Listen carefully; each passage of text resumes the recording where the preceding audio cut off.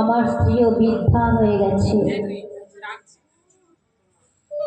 এই বৃদ্ধ বয়সে সন্তান লাভের কথা বলছেন, তা কি করে সম্ভব? তা যে আর সম্ভব নয়।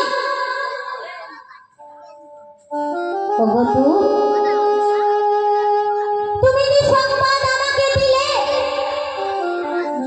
সেই সংবাদ আমার জীবনে কেমন করে ঘটবে, কেমন করে ঘটবে সেই ঘটনা আর যে সময় নেই। যখন সময় ছিল তখন আমরা অনেক কেঁদেছি প্রভুর কাছে, অনেক ডেকেছি তাকে, অনেক চোখের জল ফেলেছি, কিন্তু প্রভু আমাদের ডাকে সাড়া দেননি। যখন বয়স ছিল একটি সন্তানের আশায় কত প্রার্থনা করেছি প্রভুর কাছে, কিন্তু প্রভু আমাদের সন্তান দেননি।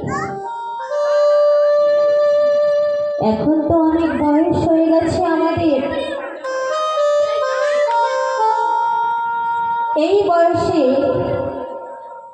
সন্তানের লাভ হতে পারে না, এটা হতে পারে না, এটা সম্ভব নয়, তাই আমি এটা বিশ্বাস করতে পারছি না।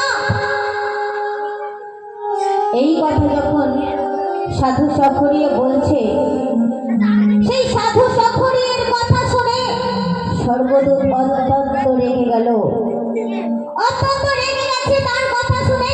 তাই তিনি তাকে অভিশাপ দিয়ে বললেন, সাধু, আজ এই মুহূর্তে আমি তোমাকে অভিশাপ দিলাম, আজ এখন থেকে তুমি বোমা হয়ে যাবে।